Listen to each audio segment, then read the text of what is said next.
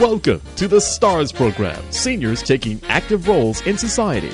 And now, here's your host, Anita Finley. Well, this is going to be something you want to get a pencil and paper for, because when you hear Rob Colson, you know he's going to give you a lot of information. I came into the studio today and I said, I just paid on my life insurance a nice sum, and I didn't realize I'd have to do that. And so Ron said, yeah, and you're going to have to do that next year too. And I said, no way. And I said, and then the wonderful manager of the studio said, well, I don't have to because I have a whole policy. Well, Rob, you told me I don't have one. I have a universal policy. So what's the difference? Thanks for having me, Anita, here. again. That's a good question. People are very confused across the board on really what they own today, and it's I'm sitting here in front of one of them right now, Anita. And it's really because people go in to purchase stuff from an insurance agent one time, and unfortunately that may be the last time they ever talk to that person. So what's the difference? There's a huge difference. Whole life policies are a completely different animal than a universal life, a variable life policy, and of course a term policy. The universal life policies are interest rate sensitive, which means they grow in good markets with high interest rates, and they're stagnant and not. And why would I bring that fact up today is because if you're one of those people who reads the Wall Street Journal, the New York Times, or any one of the major newspapers circulating today, over the last 3 months to 4 months, every week or so, they come up with an article on the implosion of the universal life policies. What's happened is, as you've known, we're at a very low interest rate environment right now. So where the insurance companies were able to invest some of those premium dollars you gave them for your policy, they were actually able to make 4, 5, 6, 7% on that money on various investments, a majority of which are correlated to the stock market and the bond markets. Well, as we've known, and unfortunately the start to our new year here in 2016 has brought nothing but down markets. The S&P 500 was flat to down last year, and over 2 to 3 years, the market has essentially turned sideways. So what's happened is these universal life programs or policies that are interest rate reflection and sensitive, they are underfunded. So the premium that may have been proposed to you, to many, many hundreds of thousands of people across the country, are now getting notices, and the insurance companies have actually delayed now till March, because Transamerica and AXA actually sent out letters to over 400,000 people right around Christmas time. Yeah, that's my company. Yeah, letting everybody know that they're going to have a rate increase. Well, they got such strong pushback from the lobbying groups, et cetera, claiming that this was undue process. So the insurance companies have actually halted this until March of 2016. Now, those rate increases are still coming. They're just delaying it a couple more months to, I guess, let people get their premium dollars together, because a lot of people, frankly, can't afford it anymore. What type of rate increases are people seeing? Unbelievable rate increases, from anywhere from 20, 30% to up to 200% increases on their premiums. So what happens is those interest rate sensitive policies, especially universal life and variable life, really are predicated and their performance is predicated on the performance of the stock markets and the overall interest rate environment. So the very big major difference in a whole life versus the universal life is the whole life policy is designed to accumulate cash value to age 100. So those premiums stay flat throughout the whole program. Therefore, you can predict how much your costs are going to be going forward. There is a type of a universal life product. Many people don't sell it because it is a little bit more expensive, which is called Guaranteed Universal Life, which is a GUL. And that program does fix the rates. But many advisors today don't support that program because what they're really trying to do is always get the best deal on the street for their customer. So if a person or client calls up and says, I need $1 million worth of coverage, the average insurance agent's going to immediately run out and try and find the cheapest program in the market. Why? Because he thinks that's the one that or she thinks that's one that's going to gain that client's trust and eventually their business. When in actuality, that's the exact opposite way you should be approaching it. So again, we've talked about it on previous shows. There's a lot of different programs. There's a lot of different policies. And depending on somebody's age, their financial situation, and more importantly, how they expect that financial situation to look going forward in the entirety of what they may have that policy. So I know we have talked about it. So someone, of course, in their 70s, as I am, would be, I can't go out and get another policy now, but there are people maybe who are listening who you can help to get another policy. Would you just drop the other policy? What would you do? Well, that is a case-by-case basis. What you need to do is have it evaluated. A person like my office can look at this stuff. We very well might be able to replace that coverage. You're still in a relatively good, healthy state. Many times we can replace those policies. That's not our first choice. We always want to look at those policies. Maybe we can do some changes to them. But what a lot of people out there today don't realize is the availability of different product that there is.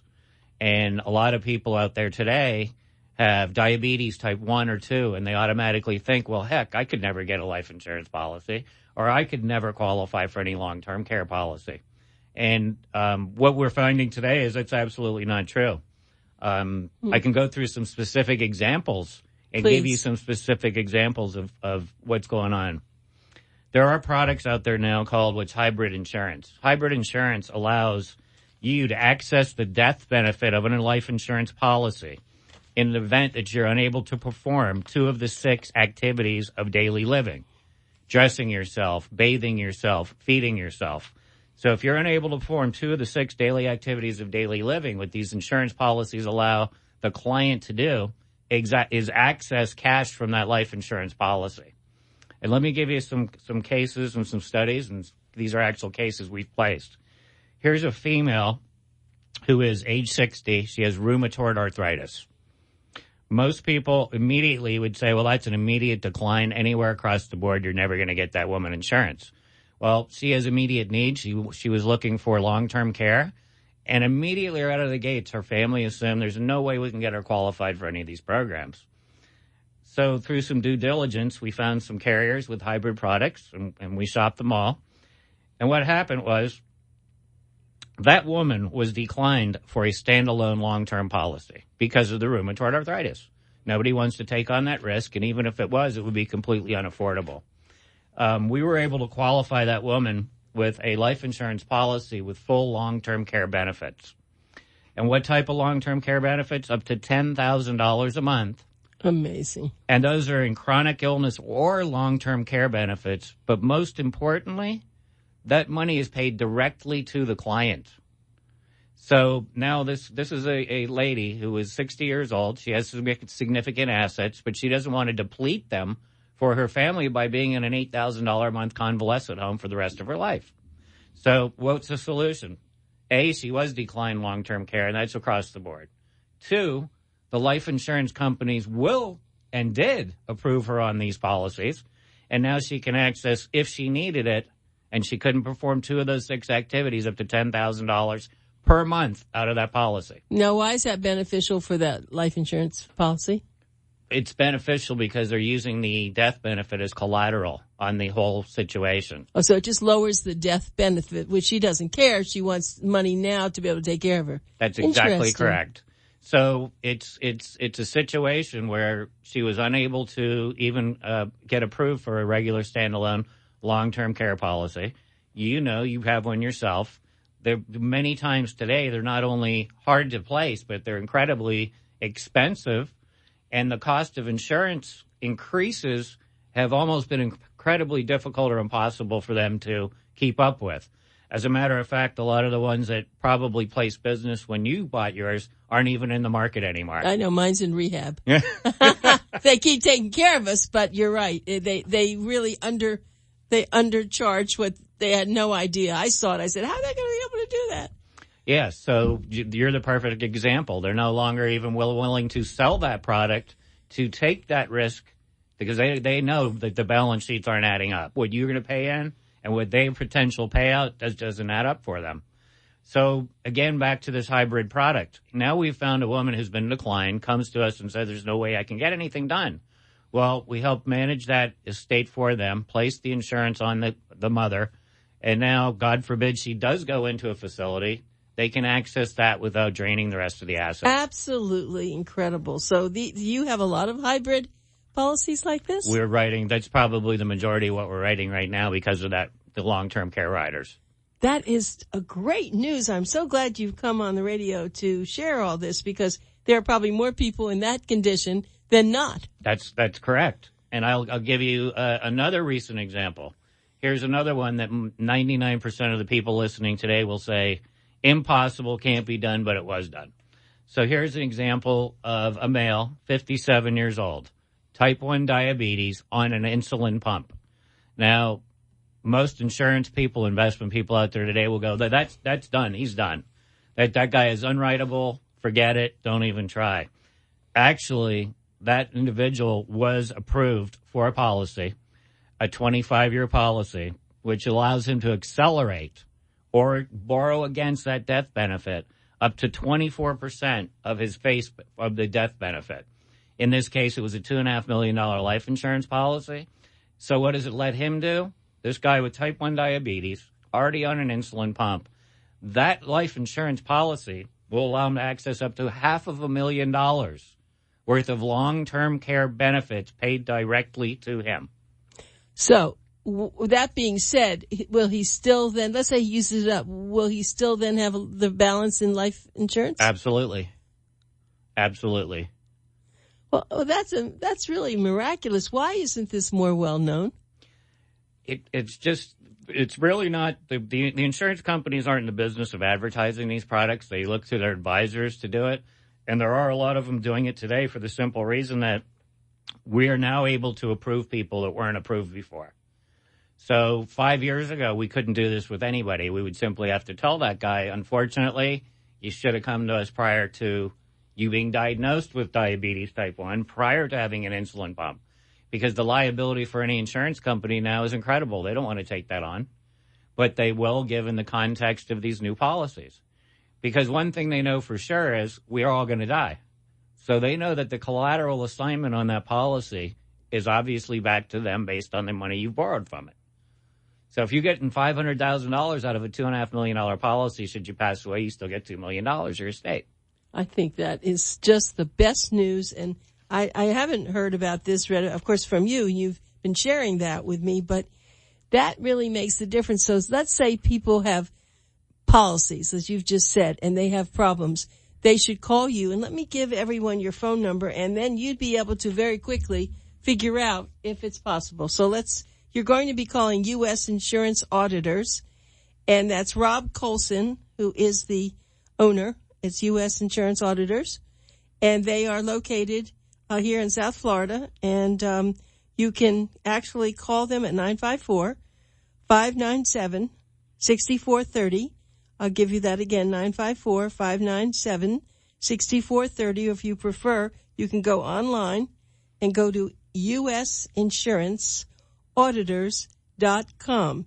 So that's, I think what you do a lot of is evaluating, don't you? It is, because that's the majority of people that come to our office, answer our ads, listen to us on the radio, give us a call. They need help. They're calling us for one reason, because they do not understand exactly what they own. They're not sure about what they're reading in the papers. They know that they've bought this policy of some sort a year, 2, 5, 10 down the road. And they really want some assurance that they're not going to be one of the statistics that they're reading in the paper when they pick it up. Or they don't want to be blindsided when they get to open their mailbox and they see that their premiums went from $3,000 a year to $12,000 a year. So that is what we do. We're in the business of evaluating. Well, anybody like that, they're just going to drop their insurance. And so the insurance companies are all going to make out a lot of money. And that's why the delay in the increase on the premium side has been pulled out to March, because there was such an uprising of constituents telling their various senators, you got to go back and oppose these rate increases across the board. And that's what they did. So that's what halted all this for now, 3 months. So yeah, they never told me. They kept sending me letters on January the 15th. If you don't pay this, you're going to lose your policy. So I just went ahead and paid it. Yep. And that's unfortunate. People who can afford to can do it. There's a lot of people that can't. So again, there's a lot of different avenues we can go down, but that is the evaluating process. Because at the end of the day, our job is to figure out how can we best help you keep what you started a long time ago. That's really what the job is. Yeah, because the intentions were good on all parts. Probably insurance companies said, great, we have a new, client, and the people taking out the policy, they said, gee, now I have a life insurance to protect my family. That's right. But they didn't know about the little lines in between, the nitty gritty. And see, if someone had told me to buy a whole life insurance policy and explain the differences, I'm not a gambler, and I probably would have done that rather than take a universal. I didn't really understand it. Like most people, we don't understand it. Exactly. Because what happens is when the initial policy is printed, they project out based on that point in time how much it would take to carry that policy through maturity. Well, guess what? The interest rates are half of what they were when that story was written. So it's like your bank. If you go to the bank, of course, so for 20 years ago, you could walk in and get a 15% CD. What do you go in there now and get? You're lucky to squeeze out a few points over 5, 6, 7-year lock-ins. There's just not the equity out there for those type of policies or the investments for these insurance companies. Okay, so what other kind of unique, or I guess we call hybrid, what other kind of policies would there be? Well, I'll give you another case here, real case. This is a 67-year-old female, relatively healthy, needing some long-term care benefits. Obviously, she's in a position she cannot afford to go out and buy a long-term care policy today for the cost alone, but she needed some life insurance, and she was definitely hoping to be able to get some type of long-term care coverage. So in that scenario, we were able to get her approved on a $250,000 policy with long-term care benefits at a cost of less than $6,000 a year.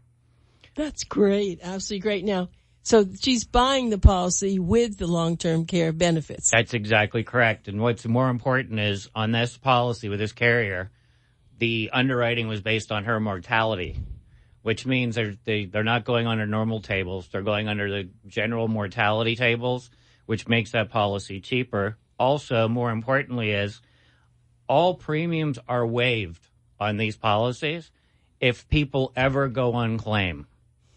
So what does that mean? Well, that means real simple. God forbid you have this policy, you have a stroke. You now can't perform 2 out of the 6 daily activities. You need help taking a shower. You need help feeding yourself. You need help dressing yourself, bathing yourself. Any of the 6 faculties, or a physician letter saying your cognitive skills are diminished. Okay, once that happens, the claim or the premium is now waived because you have a claim on this policy. So now you're going to incur these benefits without having to pay the premium anymore. Yeah, that's I want to go back to something though. So you're saying that $6,000, that would have been about $500 a month. She can't go and buy a long-term health care policy for $500 a month? Not today, she couldn't, no. Is that right? No, not at all. What does for, let's say, because I know you don't have your figures in front of you, but you're very smart and you have it in your head. So a person who's in their 60s, as this woman is, she wanted to buy a long-term health care policy. What is she looking at? Oh, today she'd be lucky to get something in the $10,000 to $15,000 a year range. Come on. Her at 67, absolutely. With no problems at this point. Absolutely. I can't even. Wait a second. Did you say, and that's a year? Absolutely. So she has to pay $15,000 a year, and then she could have a policy which probably doesn't give that much either. Probably looking at less than $5,000 a month coming out the back end of that. So are people buying long-term health care policies? They're not the rate they were before, and not very many companies even are out there trying to sell it anymore. It seems to me that buying a life insurance policy, the one that you described, is much better. It is, especially if you have the wherewithal to purchase a policy of over $2, $3, $4 million. Because remember, you can attach or take out approximately a quarter of that death benefit, right? So if you can take a quarter of a $2 million policy, we'll give you $500,000 worth of long-term care benefit. Well, you know what the cost of long-term care is today.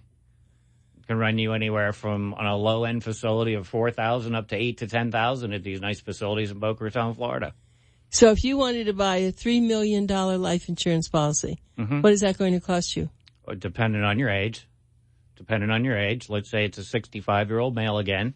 65-year-old male putting into a $3 million policy, that type would probably cost him right around $40,000, $50,000 a year.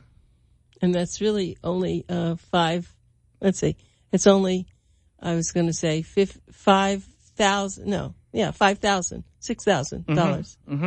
$6,000 a month.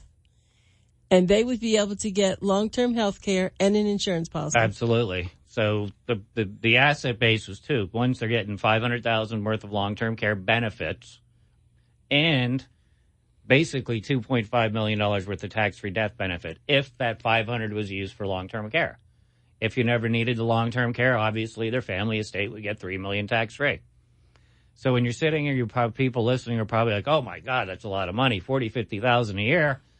But it's not, one, if you have the assets and means to do it, because look at what the time value of money is.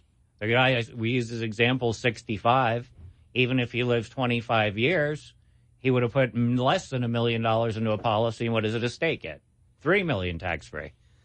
So it comes back to the internal rate of return on insurance is still going to be better than probably any investment out there. Yeah, I do believe in insurance. I think everything you're listening to now makes a lot of sense. Why don't you give Rob a call? You may have a different situation, but he's pretty smart. He can probably figure out something. I'm sure when you talk to him, it'll get better than it is now. So, phone number for him. Let's give you the 800 number also. 800-218-5033. 1-800-218-5033. Or you can go to his website, which is usinsuranceauditors.com. usinsuranceauditors.com. I'm sitting here with my mouth open because insurance, I remember long-term health care insurance, and I just begged all our listeners for years. I told people they ought to be buying something like that. And at that point, care was like $2,000 a month probably, maybe $3,000. And no one was going to go to nursing home. No one was going to need the care, the home care, nothing. And now, of course, as you said, any decent place is close to $6,000 to $8,000 a month. At least. That's right. In fact, we used to hear about places, these fancy places up north and all, but that's what it's taking. So people who bought those small policies, they're going to have to add a lot of money. No question, because as you know, a lot of the long-term care policies are sold had a fixed benefit. You probably know what yours is, monthly, right? Yeah, and I'm going to have to pay, a lot more to get help. I mean, I know from experience. My 5 family members in the business. The cheapest facilities in our zip codes, Dade, Palm Beach, and Broward County, the minimum you're looking at is $3,000 to $4,000. The nicer facilities, St. Andrews Estates, all of these other ACTS communities, you're looking at $6,000 to $8,000 a month. So you know what a lot of the policies had. They had inflation riders on there, and they were supposed to keep up with the cost of the offset. Well, mine has one, but it's never going to. But at least you have something in place because the facts are real simple. 3 out of 4 of us are going to be in one of those facilities before we die. It's 75%. Well, 22% of people have long-term care benefits. So that leaves 50% of the very population that could possibly with nothing. Exactly. Now, a lot of people are under the assumption that, my kids will take care of me. I'm not worried about it. I'll just go have a stroke. Well, that's not reality. The reality of it is with these new products, we can hit 2 birds with 1 stone. We can provide estate tax planning. We can provide growth in those accounts. We can provide long-term care riders if, God forbid, something does happen to you. So the need to have 2 policies today it no longer exists. You said something very important, Rob. So even if people don't think about themselves, they ought to think about their family. They really ought to think what it could do to the family. They're not going to let you sit at home by yourself. They're either going to ask you to come into their house, which is going to be interesting for all families, and then you still have to have someone there taking care of you. And so it's going to be very hard on everybody. Wouldn't it be nice just to call Rob, say, look, this is who I am, this is how much money I have, what can I get? And even if you get a policy that they've never had, let's say they don't have a policy, maybe it won't give them a lot of money, but maybe give them something. Again, what we really need to look at, Anita, is there's the 3 examples I used today are people who impossible to buy them a long-term care policy.